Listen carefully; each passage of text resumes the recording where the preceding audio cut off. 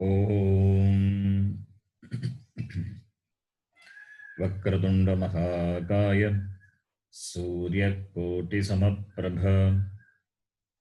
Nirvignam Kuru Me Deva Sarvakaryeshu Sarvada Saraswati Namastubhyam Varade Kamarupini Vidyarambham Karishyami Siddhir Bhavatu Me Sada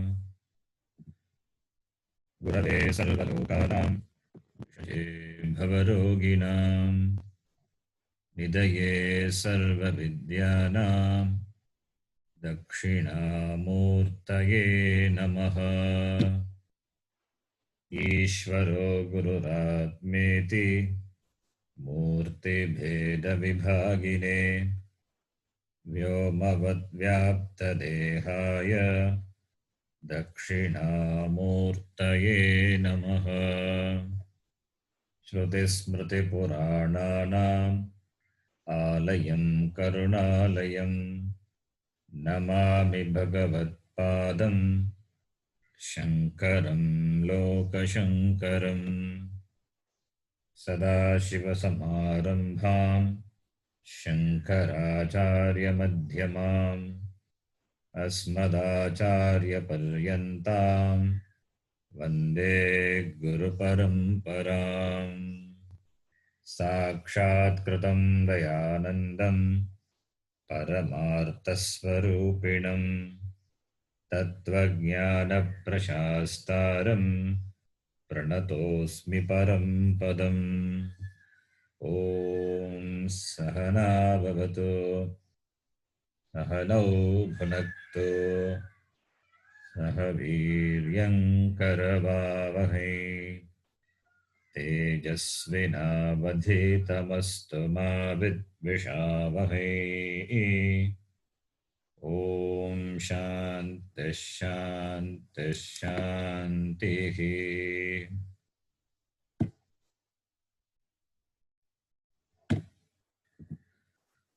Narayanam Namaskritya Naram Chaiva Narottamam Devim Saraswatim Vyasam Tato Jayamudirayet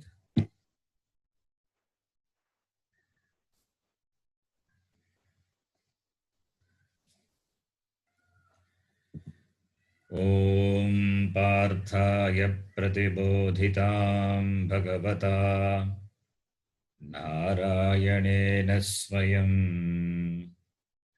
Vyasena Grathitam Purana Munina Madhye Mahabharatam Advaitamritavarshinim Bhagavatim Ashtadashadhyayinim Ambatvāmanusandadhāmi Bhagavad Gite Bhavadveshinim Mukam Karoti Vācālam Pangum Langhayate Girim Yatkrupatamaham Vande Paramananda Madhavam.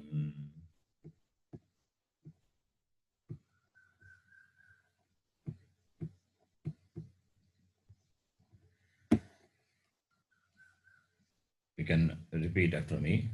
Shloka number 40. Kulakshaye pranashyanti Kulakshaye pranashyanti Kuladharma sanatanaha sanatana Dharme nashte kulam kritsnam dharme nashte kulam krishnam Dharmo bhivavatyuta adharmo abhibhavat Adharma bhivavat Krishna Pradushyanti kulastriyaha प्रदुष्यन्ति कुलस्त्रियः स्त्रीषु दुष्टासु वार्ष्णेय स्त्रीषु दुष्टासु दुष्वार्ष्णेय जायते वर्णसङ्करः जायते वर्णसङ्करः सङ्करो नरकायैव सङ्करो नरकायैव कुलघ्नानां कुलस्य च कुलज्ञानानां कुलस्य च पतन्ति पितरो ह्येषाम् पतन्ति पितरो ह्येषाम् लुप्तपिण्डोदकक्रिया लुप्तपिण्डोदकक्रियाः दोषैरेतैः कुलघ्नानाम् दोषैरेतैर्कुलज्ञानाः वर्णसङ्करकारकैः वर्णसङ्करकारकैः उत्साद्यन्ते जातिधर्माः उत्साद्यन्ते उत्साद्यन्ते जातिधर्माः कुलधर्माश्च शाश्वताः कुलधर्माश्च कुलधर्माश्च शाश्वताः शाश्वताः उत्सन्नकुलधर्माणाम् उत्सन्नकुलधर्माणाम् मनुष्याणां जनार्दन मनुष्याणां जनार्दन नरके नियतं वासः नरके नियतं वासः भवतीत्यनुशुश्रुम भवतीत्यनुशुश्रुमा अहो मतभगत् पापम् अहो भतमहत्पापम् कर्तुं व्यवसिता वयम् कर्तुं व्यवसिता वयम् यद्राज्य सुखलोभेन यद्राज्यसुखलोभेन हन्तुं स्वजनमुद्यता हन्तुं स्वजनमुद्यताः Up to this we saw in the last class. You can mute now. Aho. It is an exclamation. Alas. Aho bata. Mahat papam. Mahat papam kartum vyavasita vayam. Vayam vyavasitaha. Vyavasitaha vayam. Vayam vyavasitaha. We are about to do. We are engaged in doing a great papa.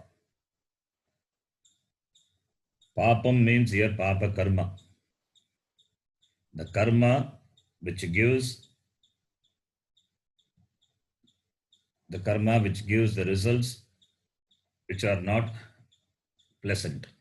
Unpleasant situations which come in the life is because of our karma. That unpleasant situation is called papam. So papam is because of papa karma. Papam referring to the result of the karma. Karma palam.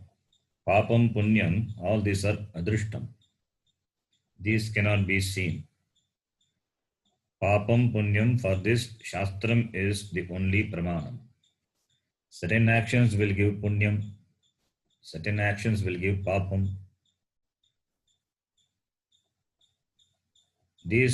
For this shastram is the only pramanam. Papam punyam means there are invisible results. Adrishta palam. If the adrishta palam is favorable, then we call it as punyam. We say punya janma. It's a very good janma, good birth, because of his past action.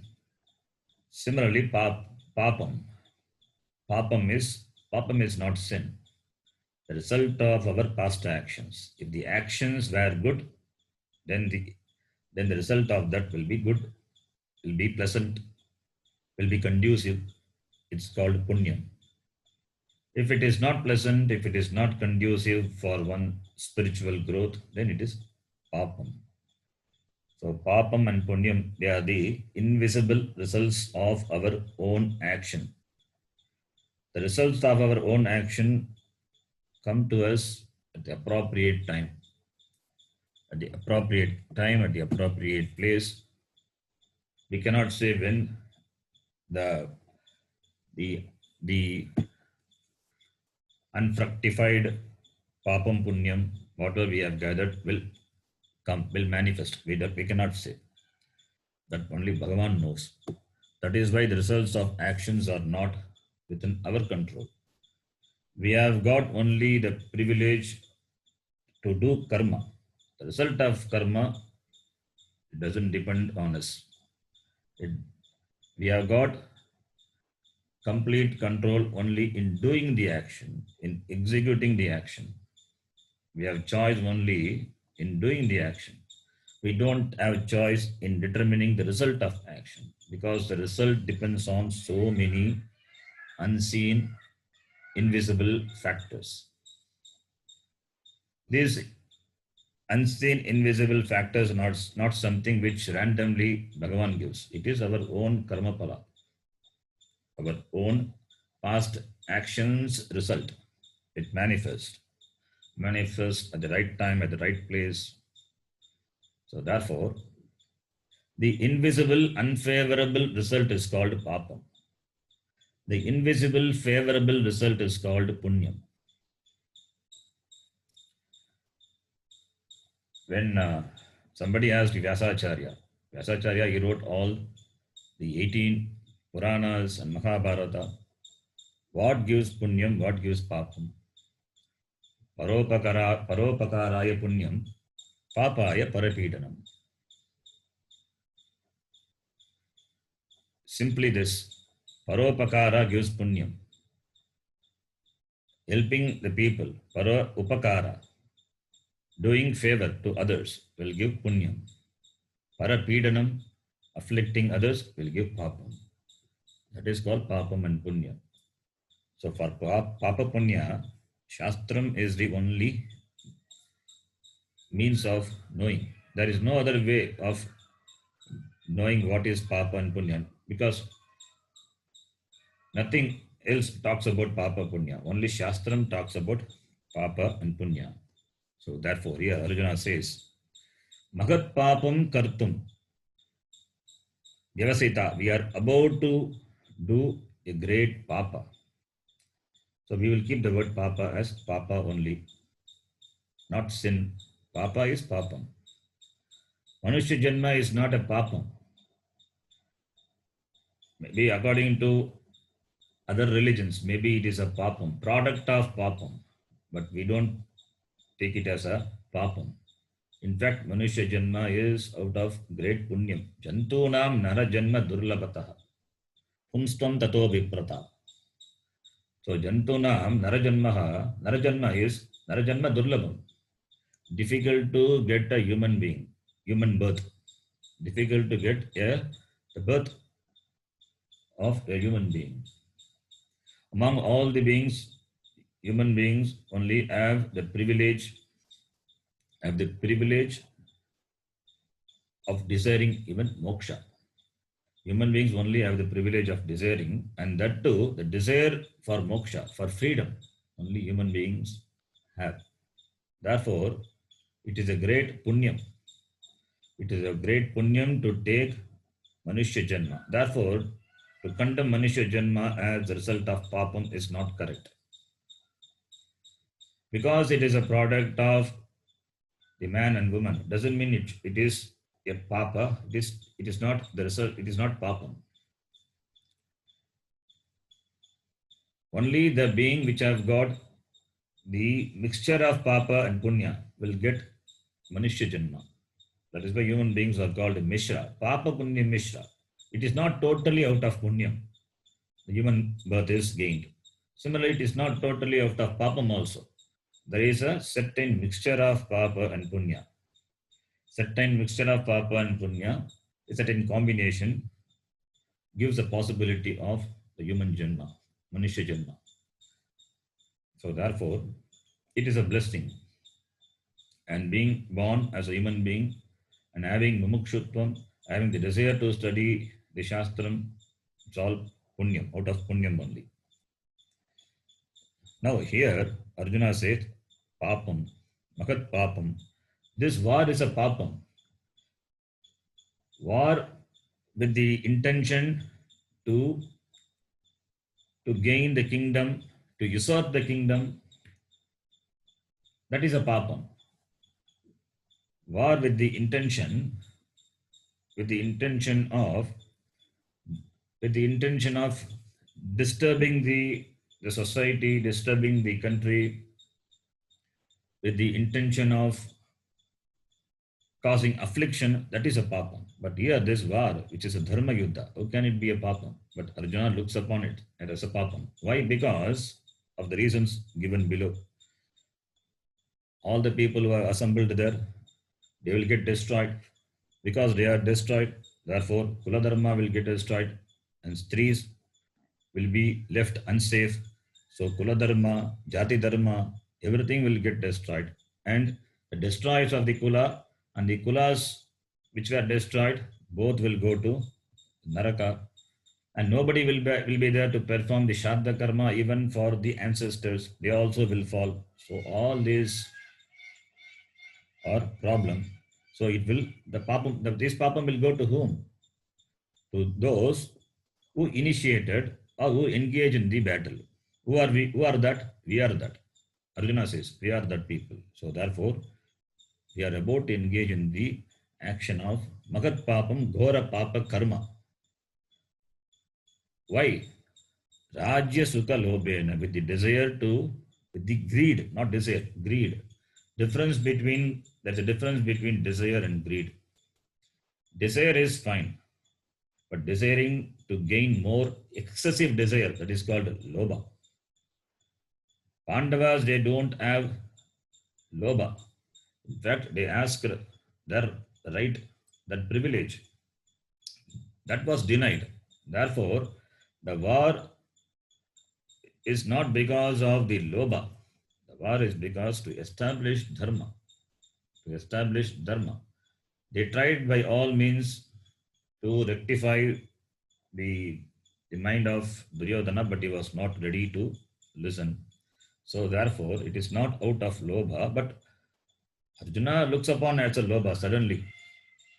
Lobha, yet rajya sukha lobena, with the greed for rajya sukha, rajya as well as sukha, or rajya sukha. You can take rajya separately sukha, or you can take rajya sukha. Rajya means kingdom, sukha means pleasure. With the greed for the kingdom and the pleasures, or with the greed for the pleasures of the kingdom. The greed for the pleasures of the kingdom, swajanam hantum udyataha. Swajanam, one's own kith and kin, hantum, to destroy.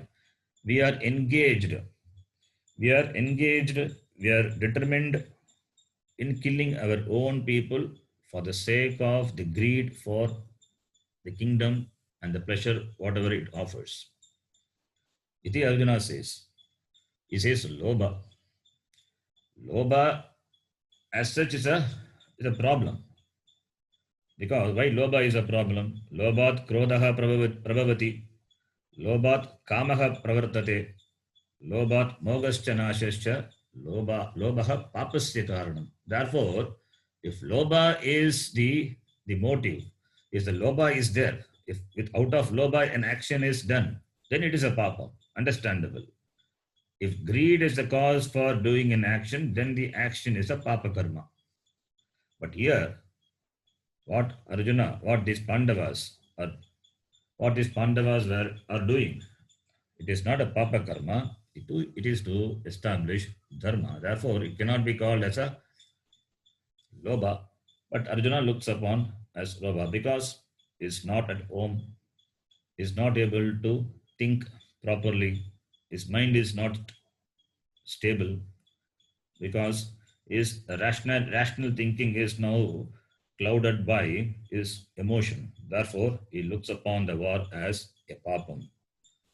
Papa karma, which we are about to engage because of lobha. iti Arjuna says. Then, continuing, the next shloka.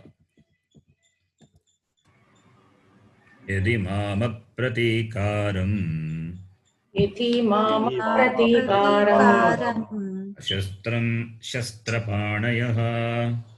शस्त्रम् शस्त्रं शस्त्रपाणयः पाणयः Not shastram. अशस्त्र Yadika mama pratikaram is said. Therefore, अशस्त्र ashastram only, not अशस्त्र shastram. It is male and nun, makara and a. So when you split, you have to शस्त्रं say it properly. Shastram shastrapanayah is meaningless. Ashastram shastrapanayah. अशस्त्रं Dhartarashtra rane hanyuhu. दार्तराष्ट्ररणे हन्युः दार्तराष्ट्ररणे हन्युः Tanme kshemataram bhavet. तन्मे तन्मे क्षेमतरं क्षेमतरं भवेत् भवेत् Now, here, you can mute your mic, please. Arjuna says, Yadi means if. Apratikaram ashastram. Yadi apratikaram ashastram. Pratikara means retaliation, giving back. Giving back is called pratikaram. Giving back in the same way, same kind. Retaliation, that is called pratikaram. Na pratikaram, not pratikara, not retaliation, that is called apratikaram. Ashastram, shastra means weapon. Ashastram means no weapon, no. Ashastra means no weapon only, but referring to the person who doesn't have weapon. Vidyamanam shastram isya saha ashastraha tam, that person. So, if apratikaram ashastram mam, yadi apratikaram ashastram mam, Arjuna says, if apratikaram, not retaliating, that is talking about me, talking about himself. He is talking about himself. Apratikaram ashastram mam shastrapanayaha. Now he is talking about Duryodhana, shastrapanayaha. Pani means hand. Shastra means weapon. So pani means hand. So pani, panihi, pani, panayaha, like Karanta, Harishabda, Bhagavachanam. Shastra is weapon. Shastra pani means, Shastra meaning weapon, pani means hand. Weapon hand or hand in the weapon? No. Referring to the person who has weapons. Armed. That is the meaning. Shastra panayaha means Shastram panav yesham te. The one who has weapon. Ashastram means no weapon. Unarmed. Shastra panayaha armed. So he says, let me be without arms. Let the opponents, Duryodhanas, let them be armed. Then what will happen? Dhartarashtraha hanyuhu. They kill me. Rane is Yuddha Kshetre. Dhartarashtraha, the sons of Dhritarashtra, hanyuhu. They kill who? They kill me. So I, who without astram, who is without shastram, the weapons, and I who don't want to retaliate, let me be killed by these Dhartarashtras, the sons of Dhritarashtra, Duryodhana, etc., who are armed, shastrapanayaha. Let them kill me in the battle. Tat kshemataram bhavet. That would be better. Instead of me killing them and incurring papam and suffering here as well as hereafter in the Narakaloka, Let me be without weapons. Let me not retaliate. Only when I retaliate, I have for retaliation only I have to use weapons. If I don't retaliate, if I drop all my arms, I cannot retaliate also. So let me be without astram, any shastram. Let me be without shastram. Let the opponents have shastram and kill me. That would be better. That would be better than the papa which we were about to commit. So what Arjuna says is tat kshemataram bhavet. Kshemataram tarapratya. That would be better. Comparative kshematara. That would be better. What would be better? Dhartarashtra's killing me would be better. Dhartarashtra's killing me, who is without weapon, who doesn't want to retaliate, that would be better. The Arjuna says. So Arjuna has come to the conclusion that he is not going to lift the Gandiva and fight because this is a papa karma. So he says, being killed would be better. Being killed in the battle by these Shastrapaneyaha, by the Duryodhana and others would be better than suffering the papam, the pain caused by the papam. The papam is because of killing all these people, killing these dear and near ones. So that would be better. Swakiya pranatranaatapi prakrushtaha dharmaha pranabratam ahimsa iti. So he says, instead of protecting one's own life, let them kill me. Let them kill me. That would be better. That would be better to protect dharma. That would be better. Purvokta papa nishpattehe kshemataram bhavet. Compared to the purva, the papa, what is it? Mahat papam kartum vyavasita vayam, like the previous shloka he said. So compared to that, it would be better for them to kill me. Iti Arjuna says. So Arjuna has decided. So now his thinking is completely clouded. That the clouded mind, the clouded thinking is called moha. The cause for this we have seen. Arjuna had got so much abhinivesha, raga with the people on the opponent side, having seen particularly Bhishma, Drona, etc. That's raga, and doesn't want to kill them. He imagines that their life without them, that causes shoka. And because of shoka is sorrow. Shoka is sorrow. And because of sorrow, that sorrow which manifests emotionally, that sorrow which is an emotion manifests in the body in the form of horripilation and all those other things. Then, therefore, he could not able to think properly. When a person is in shoka, he would not be able to see what is dharma, what is adharma. His mind will be dharma sammuda chetaha. Bhagavan Krishna himself says later, in the second chapter we are going to see.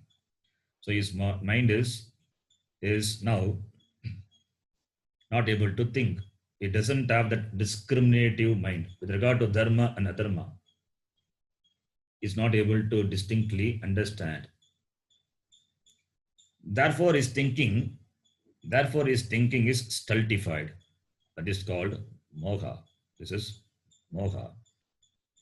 So having said this, what did Arjuna do? That Sanjaya says. Then the next shloka. That is the last shloka of this chapter. So Sanjaya going to conclude. Sanjaya uvacha. Sanjaya uvacha. Sanjaya uvacha. Eva muktva Arjuna sankhye. Evam Arjuna sankhye. Rathopasta upavishat. Rathopasta upavishat. Visrujya sacharam chapam. Visrujya sacharam chapam. Shoka samvigna manasaha. Shoka samvigna manasaha. So far Arjuna was speaking to the Lord. The Lord was listening, not replying. Now, the end of the chapter. We have come to the last sloka, that is the end of the chapter. There, Sanjaya speaks. Sanjaya says, whom does he say? He says to Dhritarashtra. So it is the samvada, it is the dialogue between Dhritarashtra and Sanjaya. Within the dialogue, there was the dialogue between Arjuna and Krishna. Now, Sanjaya, he concludes, says, what happened then when Arjuna said so? Evam muktva Arjunaha.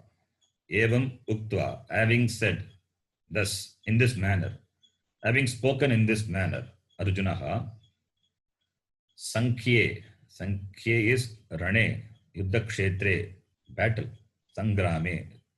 It is, Sankhye is the battle, in the middle of the battlefield, Rane. Sankhye, Ratopaste Upavishat. Having spoken in this manner, Arjuna did not run away from the Kurukshetra. If he had run away, then nothing can be done. But he did not run away. He is not able to decide now. He is confused. That is called moha. Confused thinking is moha. Not able to decide what to do. Therefore, what did he do? Therefore, he did not run away. At the same time, he could not lift the Gandiva and fight. That not able to do. That indecisiveness, what to do. What happens when a person is not able to decide? What will he do? He just will sit. I don't know what to do. The same thing Arjuna also did. So, Visrajya Sasharam Chapam. Sasharam is, Shara is arrow. Chapa is Bana, the bow. So, Visrajya just dropping, keeping aside. It's dropping. Casting aside his bow and the arrows. Visrajya Sasharam Chapam. Shoka Sambigna Manasaha. Shoka Sabigna Manasaha. Manasa, that is mind. Shoka Sabigna. Shoka Mohabhyam Sambignam Prakampitam Manasam. Yasya. The one whose mind is shaken, overpowered by Shoka. Shoka and Moha. We can supply Moha. Shoka Moha Sambigna Manasaha. His mind which is overpowered by Shoka and therefore Moha. Therefore, having thrown the bow and the arrow, Ratopaste Upavishat. Evam Uktva Arjunaha Sasharam Chapam Visrajya Ratopaste Shoka Sambigna Manasaha San Ratopaste Upavishat. He just sat down on the chariot. Not able to decide what to do. To fight or not to fight. If you had decided not to fight, then you would have run away to Rishikesh directly to take sannyasa. He did not do that. Had he decided to fight, then he would have taken the Gandiva in his hand. That also did not happen. So not able to decide. Therefore, since he is not able to decide, he just sat down. Okay, then here, these are the words spoken by Sanjaya.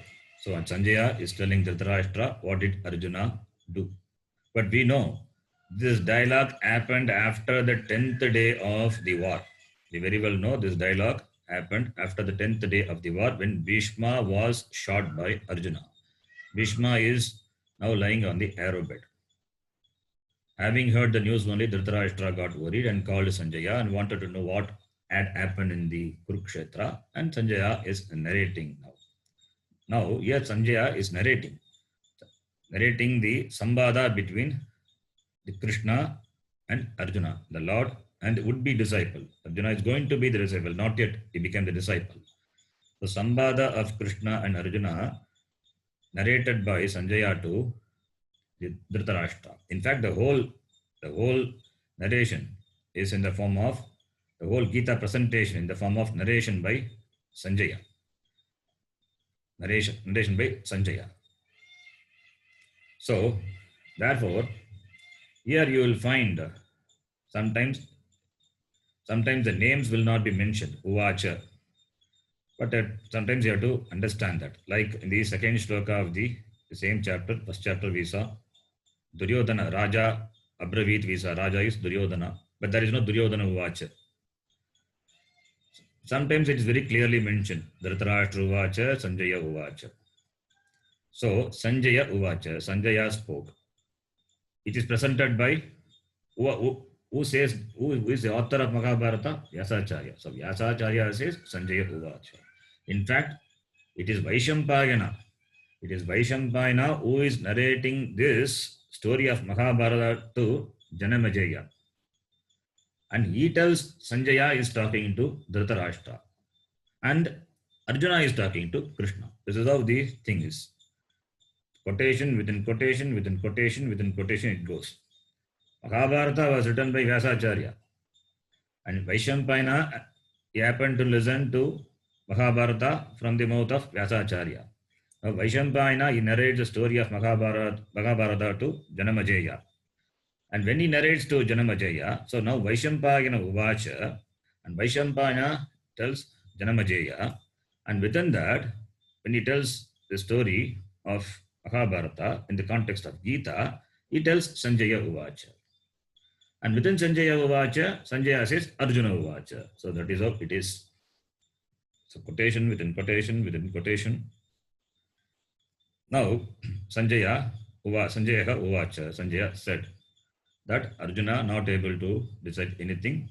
He just sat down on the chariot, throwing his bows and arrows. And Arjuna did not run away from the battlefield because probably he understood there could be some defect in his thinking. If this war is adharma yuddha, then Krishna would not have accompanied Arjuna. He would not have taken the responsibility of to drive his chariot if the war is adharma yuddha. So that also did not happen. Krishna is very well there. He is much enthusiastic. Therefore, Arjuna is confused now, not knowing what to do.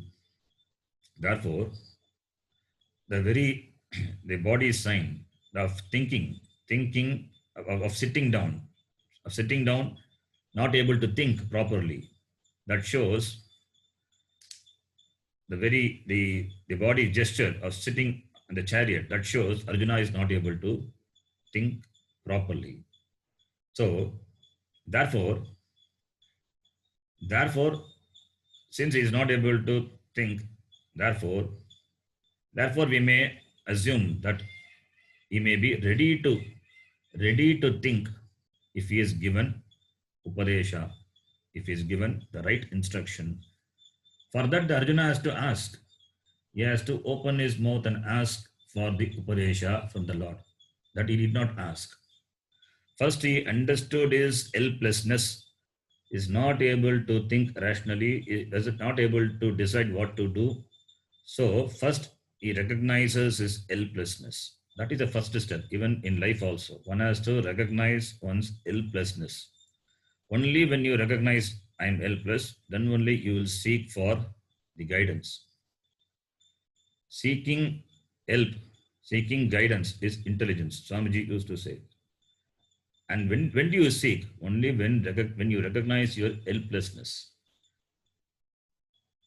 We cannot solve all the problems by ourselves. We cannot solve any problem. We always need some guidance, some instructions, some guidance in the form of words, in the form of actions also. We need some upadesha, some instruction, how to do, what to do. And that we have to seek from the right person. That is called intelligence. A buddhiman will do that. Now, Arjuna is in the first step now. it recognizes his helplessness. And later in the second chapter, he will seek help from his own friend Krishna. Krishna is the friend now. He has not yet become the guru. So he will look upon later, we will look upon his own friend as his guru and he will seek help. Then the Gita starts. So now Arjuna is helplessly sitting on the chariot. With this, the first chapter is concluded. Now, every chapter, at the end of every chapter, we will see this line. This line, as I said, it was maybe added later. Maybe added later. The topic of the chapter is mentioned at the end. At the end, in the form of this line that we will read. You can repeat. Om Tat Sat. Om Tat Sat.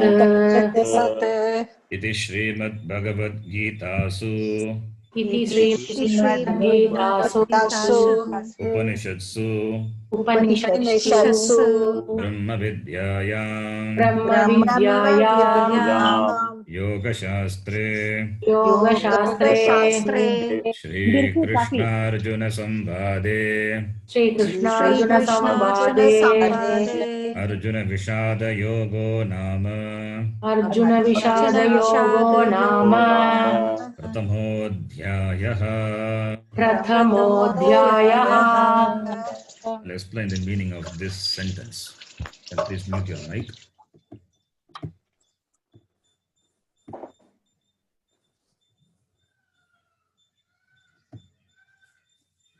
Please make sure that there is no background noise.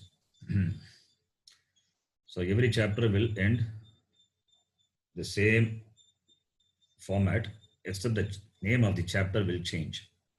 Here the first chapter, Pratamaha Adhyayaha. Adhyayaha means chapter. Pratamaha, first chapter. The name of the first chapter, Nama, name, Arjuna Vishada Yogaha. Yoga is here to be understood as the topic, not in the meaning of Karma Yoga, Jnana Yoga, not in that sense. Yoga meanings the context or the topic. The word yoga, it has got many meanings. Yujyate anena iti yogaha. Therefore, the Yoga Shastram, that by which Jivatma is connected to Paramatma, that meaning is given. Jivatma, Paramatma has to be connected by means of sadhana. The connection is required only when they are separate. Anyway, that is the philosophy of the darshanam, the vision of other philosophy, other darshana, other schools of thought. Anyway, for us, we don't need any connection. Our Siddhanta is Advaitam. When it is Advaitam, what connection is required? We have to recognize the oneness. That is the connection. That is the meaning of the word yoga in our dictionary. Okay. So yoga, it is not yoha also. Yoga, it should be pronounced properly. Yoga. Chitta vritti nirodha. That is Patanjali Yoga Shastram. They define yoga. What is yoga? Talk about Ashtanga Yoga, Dhyana, all this Yama, Niyama, Pranayama, Dharana, Dhyana, Samadhi. That is called yoga. That is not the yoga here. Here yoga means the chapter, the subject matter, the context. If you take this yoga also as a sadhana, meaning yoga means the sadhana, like karma yoga is karma is a sadhanam, jnana yoga is jnana is a sadhanam. If you take the meaning of the word yoga as a sadhanam, then Arjuna Vishada must be the sadhanam. Vishada must be the sadhanam. Dukkha must be the sadhanam. How can Dukkham be the sadhanam? Dukkha cannot be the sadhanam. So, because of Dukkha, a person becomes Dukkhi only. So, Dukkha cannot be a sadhanam. Dejection, disappointment, despondency cannot be a sadhana. So that is not the meaning here. Yoga, therefore, the meaning is context, the topic. The topic of the first chapter is the despondency or the dejection of Arjuna. So every chapter you will see the chapter name will be there and the word yoga will be appended to it. Karma yoga, karma sannyasa yoga, purushottama yoga, kshetra kshetrajna vivaha yoga, jnana karma sannyasa yoga, sankhya yoga. The topic of the chapter is mentioned. So that is the meaning of the word yoga.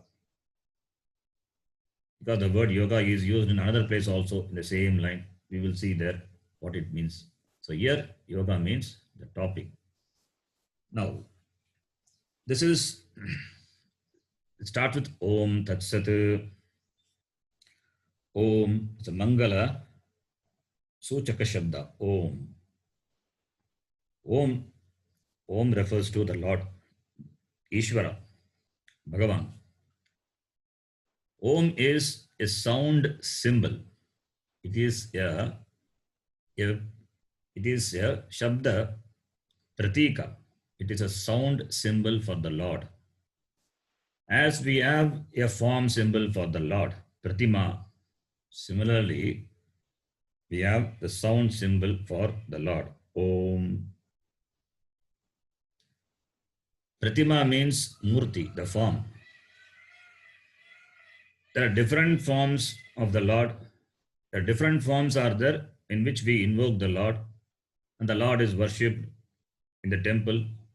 Like if you take Dakshina Murti, even the very word Dakshina Murti is Dakshinascha Asau Amurtischa. Amurtihi is formless. The formless is given a form and is invoked in the Murti, in the Pratima, and is worshipped in the temple. Dakshina Murti. So therefore, there are different devatas, different devatas, Ganesha, Subramanya. Different devatas are there. These devatas are attributed with certain forms, certain characters. It depends on the taste of the devotee. A devotee can have connection with the Lord in whichever form he wants. He can worship the Lord in the form of a female form, Devi, and can have the relationship of mother, son possible. Similarly, he can have the Ishvara the Lord in the male form and attribute whatever the qualities he likes to be in that form, and he can have some relationship like that of a friend or father son, or in the form of the Madhurya, in the form of Madhura Baba. You can imagine the Lord to be your consort. All these relationships are possible. It depends on the status, the mental condition of the devotee. So he establishes a relationship with that form and worship. Therefore, people have different forms of taste. Therefore, different devatas are there. Different forms of the Lord is available. The Lord is only Ekam. Whether it is Ekam or many, that we will see. The same Lord. The Lord is same only. The Lord is same only, and he is worshipped in different forms. The forms are called Pratima, Murti. So Bhagavan is given a form. Another point here, whether it is same Lord or different Lord, I said. There is a Vakya from the Veda. Ekam sat vipraha bhaguda vadanti. It's a very famous statement. Ekam sat, the Lord is one. Bhaguda vipraha vadanti. People call it by different names. The Lord is one, and people call it by different names. Now the question comes, the Lord is one. It means monotheism. The Lord is one. Okay. People worship the same Lord in different forms. Different forms are possible because people have different taste. Therefore, they have different forms. but the Lord is one. If you say the Lord is one, the other person also say the Lord is one, but he will say, my Lord alone is a Lord. My Lord alone is a Lord. The Lord is one. My Lord alone is the only Lord. With whatever forms he has, that is the only Lord, he will say. So he may not accept your Lord with whatever form you attribute with. If you say the Lord, one Lord, therefore, is it monotheism or is it or there are many lords, are there many Bhagavans? Bhagavan cannot be many. The very definition of word, the Bhagavan, dismisses many.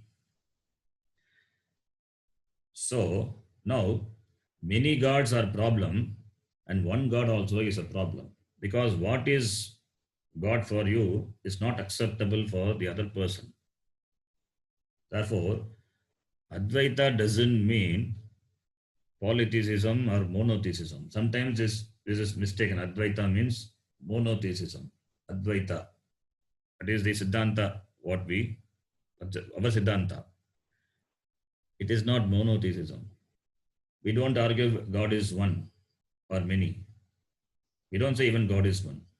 We say what is only God. There is nothing else other than God. Only when there are many gods, then you can say God is one. But there is only God. Therefore, you cannot say there is one God.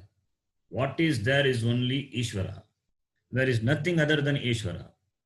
There is nothing second to Ishvara. You cannot count something as second to Ishvara. Nothing else is there, Ishvara, other than Ishvara.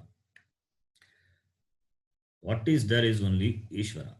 So, the word Ekam Sat Bhagavada Vipra Vadanti, God is one and people call it by different names. And they say, some people call it Krishna, some people call it Allah, some people call Jesus, some people call Buddha, etc. etc. If they understand that God is one, there should not be problem between all these religious people. But problems are there. Therefore, this statement of the Upanishad, I asked this question to Pujya Swamiji, quoting this statement. People quote this and that say there is only one God. And when they say only one God and everybody can argue for themselves, then how to interpret this statement? He said very beautifully, only the person who has the complete understanding of the Shastra, the vision of the Shastra, can only give answer. He gave that answer. Ekam sat Bhaguda bhavati iti vipraha vadanti. Beautiful way of saying, presenting the same sentence. Ekam sat Bhaguda bhavati.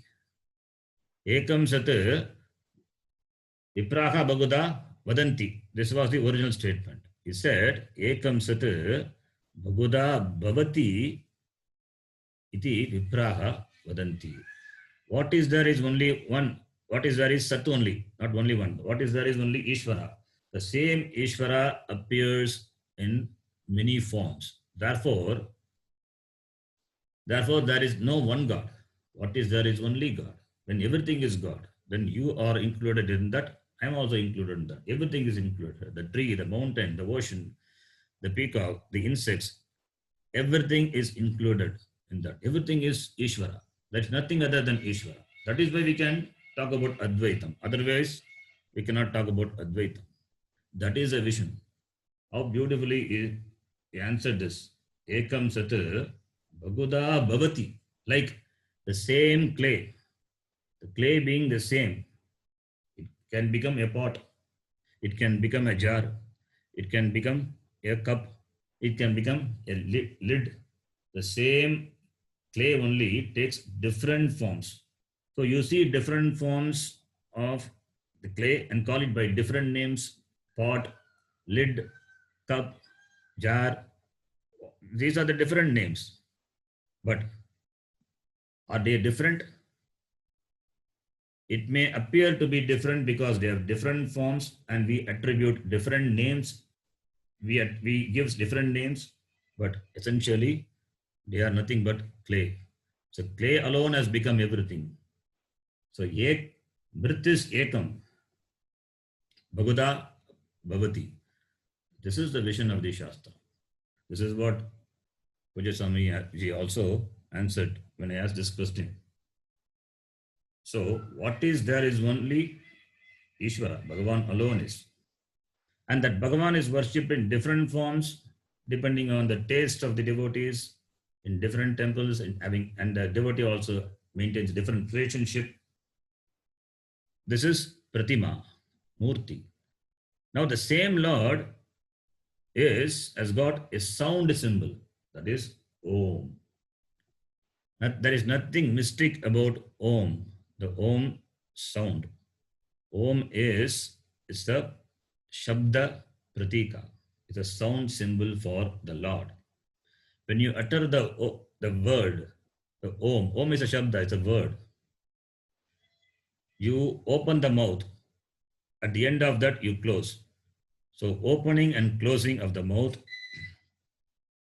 Om, covers all the possible letters, all the possible words of the language by which you can refer to the things and objects of the world. So therefore, Om is everything. Om is everything. Everything is Ishvara, Bhagavan alone. Therefore, Om is the Pratika, the sound symbol for Brahma. Brahma is Ishvara. We call the same Ishvara by different names. Brahma is the name used by the Upanishad. Brahma. And interesting also why it is Brahma, because it is Bhagavan doesn't have limit. Limitlessness is Bhagavan. Therefore, Brahma. It is from the Dhatu, Brihi, Hriddau, unlimited. There is no boundary. Therefore, no boundary means what? It is Purnaha. Ishvara is Purnaha, complete, is total. That is the name Brahma. So Om therefore denotes what? Denotes Brahma, the Ishvara, the Lord. So Om Tat Sat. Om is Tat. And Om also, you can etymologically derive the word Om Avati Rakshati iti Om. Avati Rakshati. That which protects is called Om. Bhagavan alone protects. He alone projected the Srishti and He alone protects and He alone resolves it back. Therefore, Om Avati Rakshati iti Om. So Om is the name for the Lord. And the word Tat. Tat also refers to Brahma only. Tat. Even in the Mahavakya, Tat Tvam Asi. The word Tat. The same Tat is used here. Tat. Tat refers to the Lord, Brahma. What is the word Tat? Tat means we know. Tat means that. It is a Sarvanama Shabda. Tat. Takarantaha. You can decline all the genders, Pullinga, Strilinga, Napumsakalinga, all the linga, it's possible. Tat means that. In fact, the word that in English is derived from the Sanskrita word Tat. When do you use the word Tat? Tat is a pronoun. Tat is a pronoun. You can pronoun. What is the word for pronoun in Sanskritam? Sarva Nama. Sarvanama means pronoun.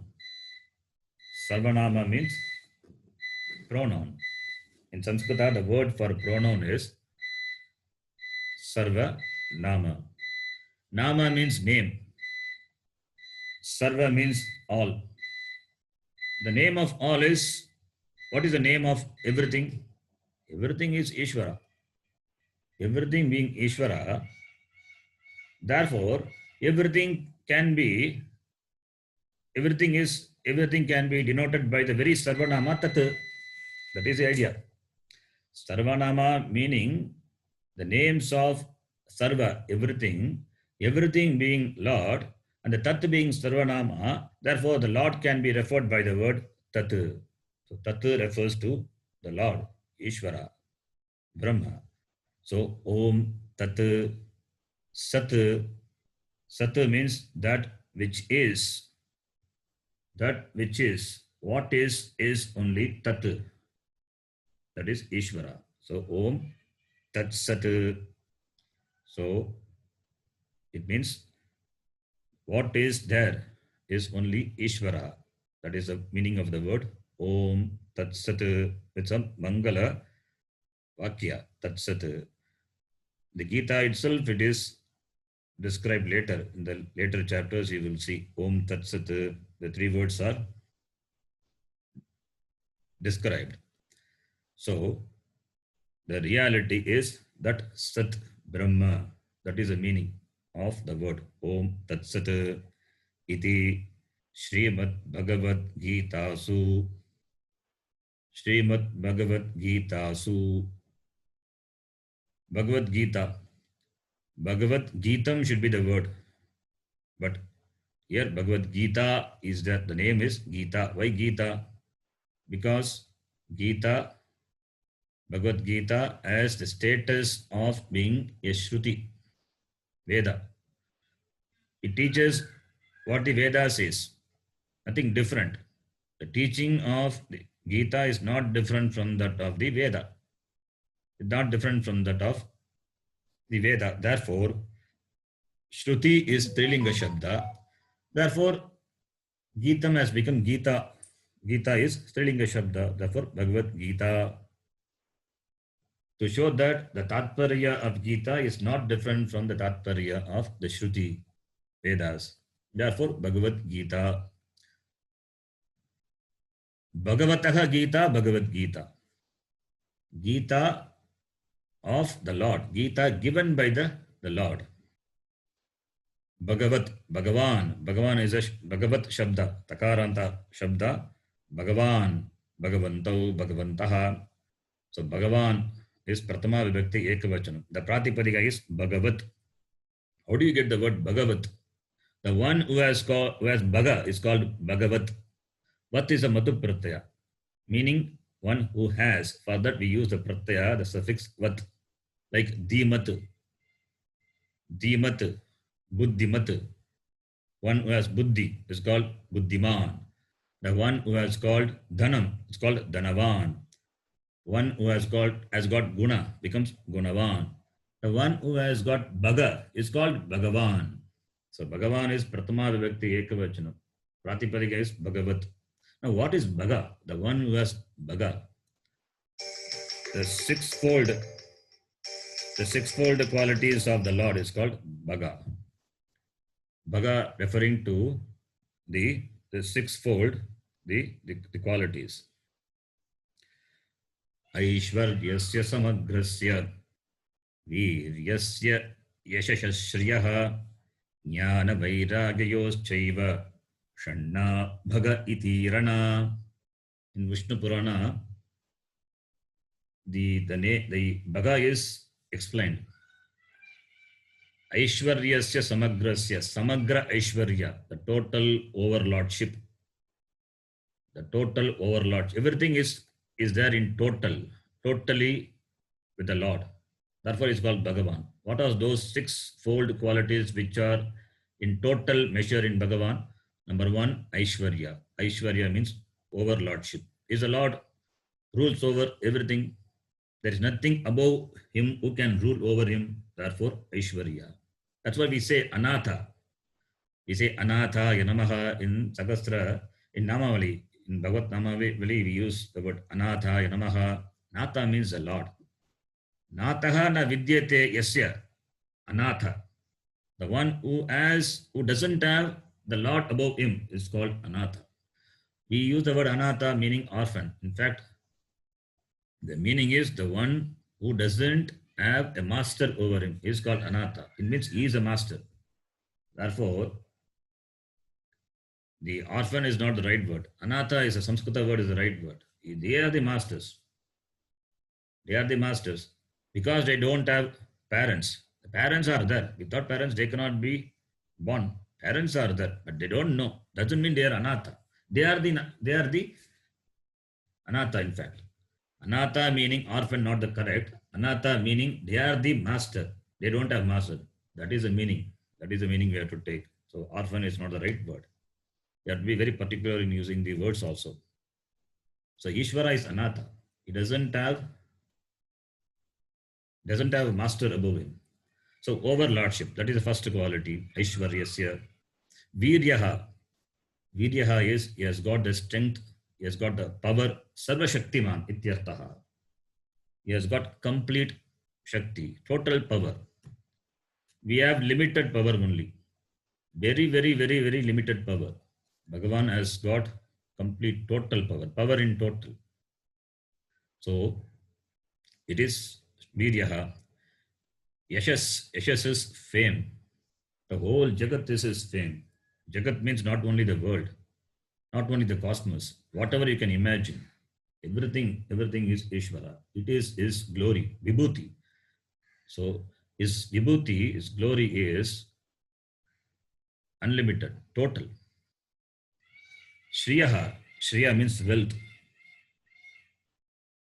Does he have any limitation in terms of wealth? When everything is and everything being he, therefore, all the wealth in whatever form you see, whether it is a physical wealth or the wealth in the form of knowledge, everything is wealth alone. Different types of Lakshmi, all the Ashtalakshmis or is Lakshmi is wealth. Then Jnanam, knowledge. Ishvara is his knowledge is complete, total. How do you say it's complete, total? By seeing the Srishti, you can say the knowledge, seeing the order in the Srishti. There's an harmony, there's an order in the Srishti. This whole universe, the whole cosmos, everything as functions within an order. The intelligence is there. That intelligence is total, and the intelligence is the Lord. So his intelligence is complete. Our intelligence are limited. Within the total intelligence, our intelligence is like a dot. There's a small dot. So he has got complete jnanam. And vairagya is everything at the same time, is not attached to anything. He is in the form of everything but not attached to anything. Complete vairagya, dispassion. These sixfold qualities are present totally in whom that person is called Bhagavan. And here Bhagavan is Bhagavan Krishna, who has come in the human body, who has come in the body of Krishna. The body named, titled Krishna. The Lord has manifested in the form of Krishna. And this Gita has come out from the Lord. Therefore, Bhagavad Gita. Bhagavataha Gita, Bhagavad Gita. Srimad Bhagavad Gita. Shri, Shriya Yuktaha. Shri also means wealth. Shri can mean Lakshmi. Lakshmi means wealth. So, Shriya. Shri also we use with respect.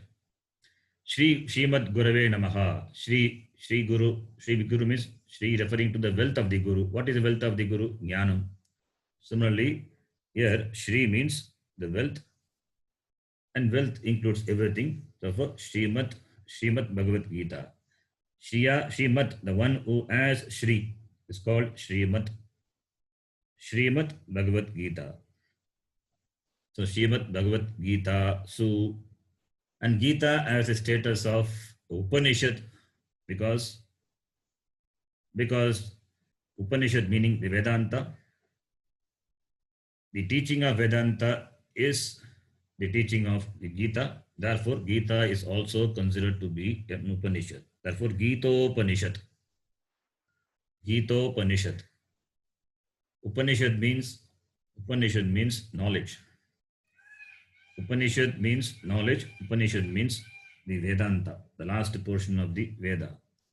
Vedanta, last portion of the Veda, Vedanta gives the knowledge, and the knowledge is the means for moksha. And Gita also gives knowledge, which is the means for moksha. Therefore, Gita also considered to be one of the Upanishad. Therefore, it has the status of Upanishad. Therefore, Upanishad Su.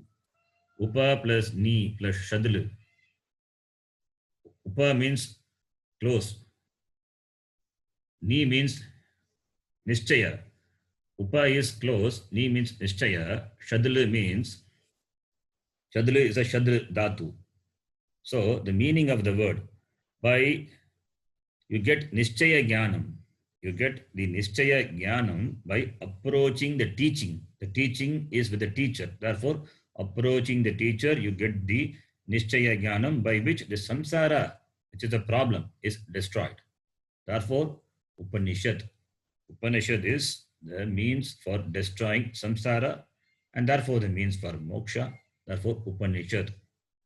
More about Upanishad we have seen in Mundaka Upanishad and Kathopanishad in very detail. Upanipurvasya Shadrudhatoho Kvipratyantaha Visharanagati Avasadhaneshu iti we have seen in detail. Then Brahma Vidyayam. Brahma Vidya means knowledge. The knowledge for which the subject matter is Brahma, the Ishvara. So Brahma Vidya, that is the Vidya, the knowledge imparted by the Upanishad and by the Gita, Gita Upanishad, Brahma Vidya. And Yoga Shastra, here yoga means Karma Yoga. So Gita covers the whole Veda.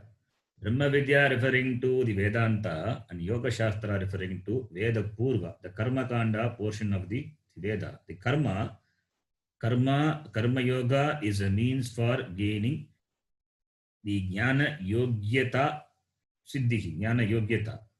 For gaining Jnana Yogyata, the eligibility for gaining Jnanam, certain Yogyata is required, eligibility is required. For that, Karma is a means.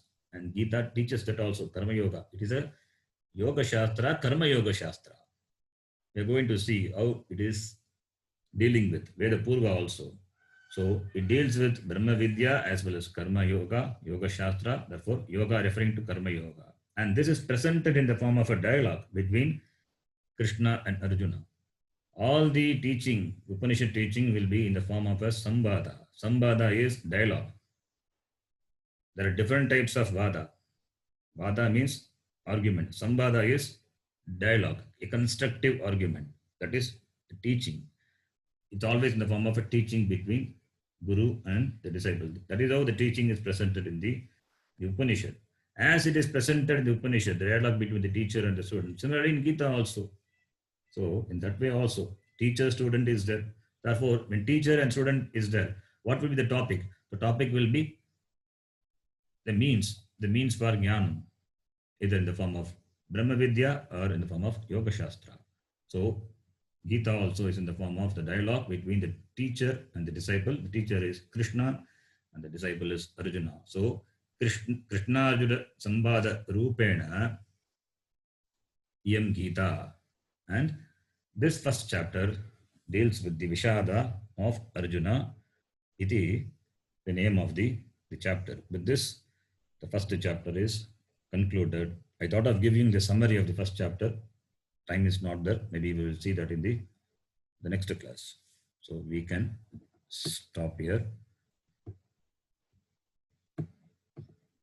Om Yam Brahma Varunendra Rudramurutaha Stunvanti Divyaistavaihi Vedai Sangapadakramopanisadaihi Gayanti Yam Samagaha Dhyanavastita Tadgadena Manasa Pashyanti Yam Yoginaha Yasyantam na Vidusura Suraganaha Devaya Tasmai Namaha Om Purnamadav Purnamidam Purnat Purnamudachyate Purnasya Purnamadaya Purnameva Vashishyate Om Shanti Shanti Shanti Harihi Om Shri Gurubhyo Namaha Harihi Om ಧನ್ಯವಾದ ಧನ್ಯವಾದ ಗುರುಜಿ. ಧನ್ಯವಾದ ಗುರುಜಿ. ಧನ್ಯವಾದ ಧನ್ಯವಾದ ಹರಿ ಓಂ ಗುರುಜಿ.